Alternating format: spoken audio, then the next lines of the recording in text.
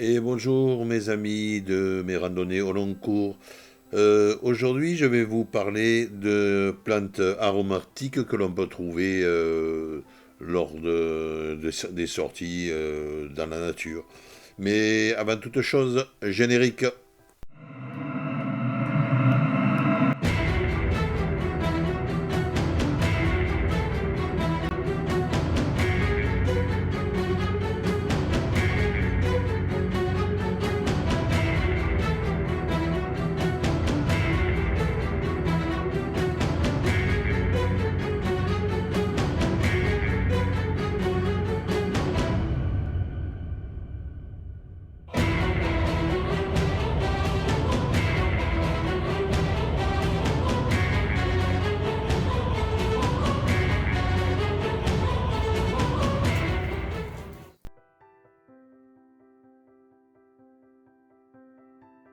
Voilà, donc là c'est du fenouil sauvage.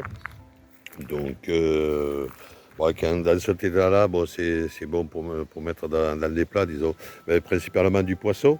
Quand ils sont plus jeunes, voilà, donc bon, au pied parce que là, c'est à pousser, mais quand ils sont jeunes, vous avez les pousses, les départs des pousses qui sont bonnes à manger comme salade, plutôt mélangées avec d'autres salades parce que c'est c'est un peu fort quand même, hein. Bon, il faut déjà aimer. En plus, quand même fort le fenouil sauvage est encore plus fort. Donc voilà, fait, tout au moins dans d'autres régions. Après, je ne sais pas, dans les régions plus humides, peut-être moins fort. Mais comme je n'ai goûté que de nos régions, mais voilà, c'est assez fort.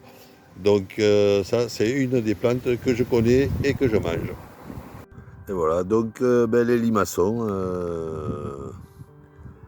Voilà, les limaçons, mais tout le long des plantes, de la plante. Donc c'est pas mal aussi si on veut faire la cueillette de limaçon. On a le limaçon et en même temps la plante pour l'assaisonner, hein, pour les faire cuire. Bon, en Provence, en général, à l'aigre sao, les limaçons, comme on dit. C'est-à-dire à l'eau salée en clair, ça veut dire, mais bon, on les fait cuire à l'eau avec du sel bien sûr, et quelques herbes de Provence ou quelques herbes en général. Prenez les lauriers, c'est pas spécialement provençal, hein, sauvage je parle.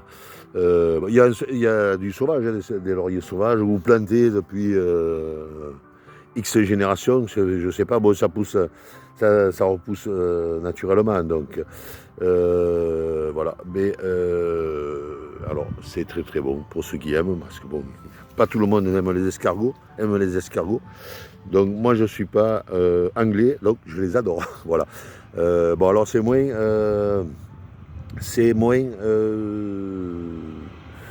comment dire,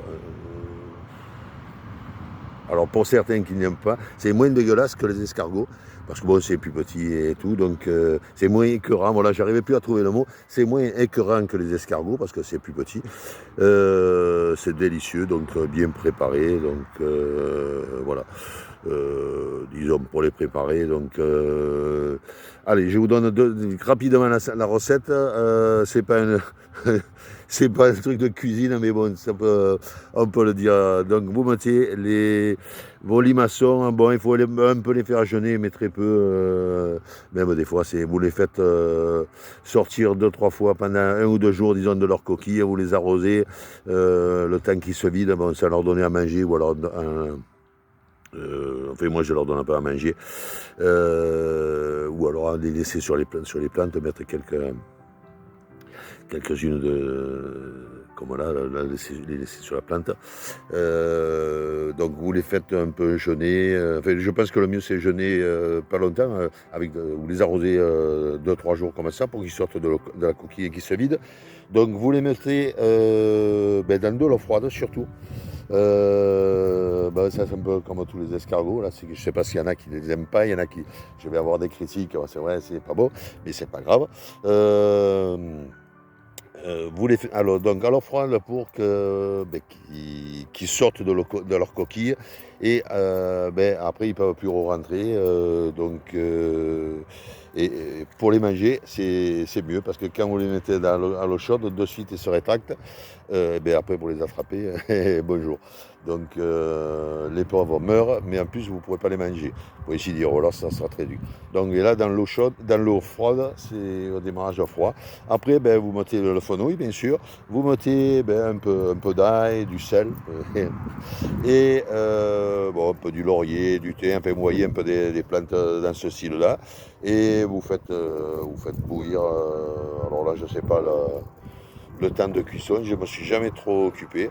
Et après, ben, une fois qu'ils sont cuits, qu'ils sont froids, soit ben, vous les mangez comme ça, l'apéro, soit vous pouvez la faire en sauce tomate. Enfin, c'est un peu comme les escargots, vous pouvez les faire à la sauce piquante. Enfin, vous avez 36 000 façons de les manger, bon, si vous les aimez. Tant pis pour ceux qui ne les aiment pas, mais bon, je voudrais donner la recette et pourquoi pas goûter. Peut-être vous aimerez. Voilà, c'est comme tout, ça se mange, donc c'est pas mauvais pour la santé. Voilà.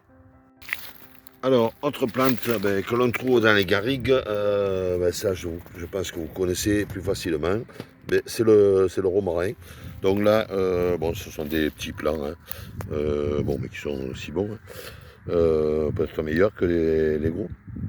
Donc là, c'est pareil, ça sert ben, pour donner du goût, soit dans les grillades, soit dans les plats. Vous pouvez faire, bon ça m'arrive moi souvent, des tisanes, c'est très très bon pour la santé. Hein. Voilà, donc ben, pareil, on en trouve ben, dans notre région. Hein. C'est le complément du thym romarin en général. Voilà, il y a une petite plante, une plante plus petite. Voilà, donc et ça sent très très bon.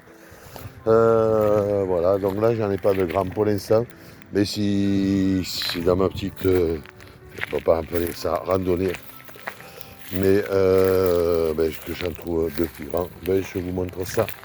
Ben, je vous montre ça de suite parce que voilà, il y en a un peu plus grand. Voilà, donc alors ceux-là sont un peu plus grands, donc ben, à le ramasser, donc alors comme d'habitude, ben, il vaut mieux pas les arracher, déraciner. Il faut les laisser, hein, il vaut mieux pas. C'est qu'il faut pas. Vous coupez des branches, soit quand c'est fleuri, soit quand vous en avez besoin, si vous n'êtes pas loin vous en avez besoin, mais vous avez un plat, vous n'en avez plus, un plat à faire, vous avez plus de... Eh bien vous allez, vous cueillez un petit peu, et voilà, vous laissez le reste. Ça fait que du bien à la plante. Voilà. Ben là, des plantes de romarin encore, bon, il y en a beaucoup plus. Voilà, donc ben là c'est tout des plants de romarin. Voilà, alors là, c'est toujours du romarin. Il doit y avoir mon ombre qui gêne. Donc là, c'est du romarin en fleurs. Alors, il faut savoir que ben, chez nous, hein, toujours, hein, comme d'habitude, c'est ma région, donc je la connais à peu près, peut-être pas entièrement, mais je la connais à peu près. Et le romarin, c'est vrai qu'il fleurit au printemps et en automne. Donc cette saison, bon apparemment c'est le premier que je vois. Les autres n'ont pas encore fleuri. Mais voilà, donc c'est quand même ben, une belle plante qui sent toujours aussi bon. Malheureusement, ben, il n'y a plus trop d'abeilles. Voilà, c'est un peu le problème ben, de toutes les régions, je pense, malheureusement. Mais nous, dans la région, bon, je ne sais pas trop si les gens s'en aperçoivent aussi, je pense qu'ils doivent un peu s'en apercevoir, mais il y a plus d'abeilles ni rien. Donc, alors, c'est le début, je pense, des floraisons, là, d'après ce que je vois sur les autres. Mais même quand c'est complet, ben, ça fait quelques années où il n'y a plus d'abeilles, la vraie abeille qui fait le miel, et d'autres abeilles qu'on appelle, enfin, d'autres butineurs. Donc bon, là il y a quelques papillons, je ne sais pas si vous les voyez. Oui, apparemment ça doit se voir. Il y a quelques papillons, mais il y a plus grand chose.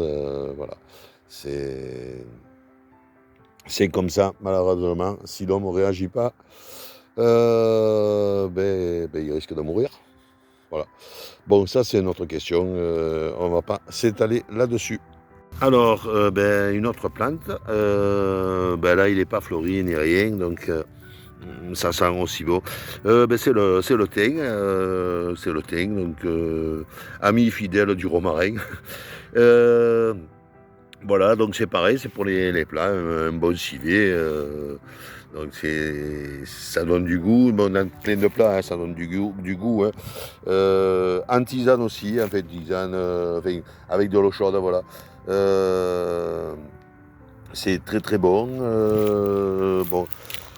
En randonnée, hein, je parle, parce que bon, après à la maison, vous pouvez en faire comme beaucoup de plantes, comme avec le romarin et tout.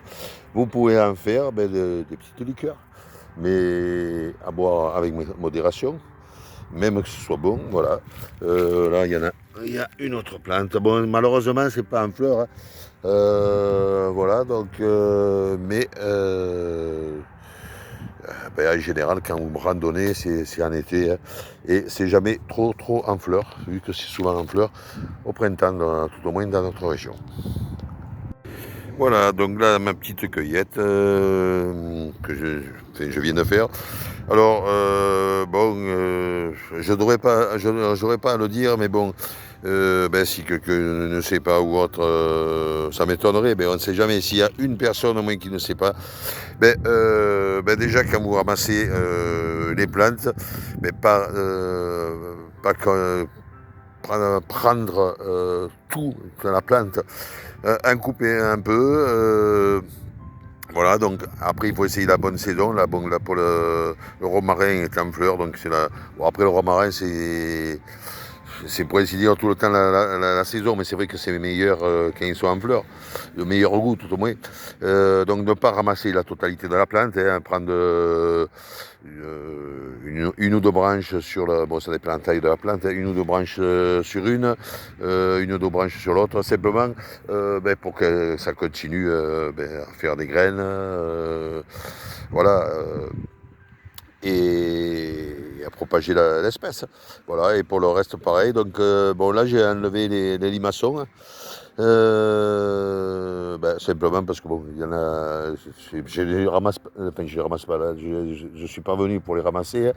Donc je les laisse là et soit quelqu'un viendra les ramasser, donc il en profitera, soit pourquoi pas un jour je passe, je vais faire des limaçons, mais ils seront encore là, ils auront un petit peu grossi, voilà, ou alors ils se seront fait manger par d'autres animaux que l'homme.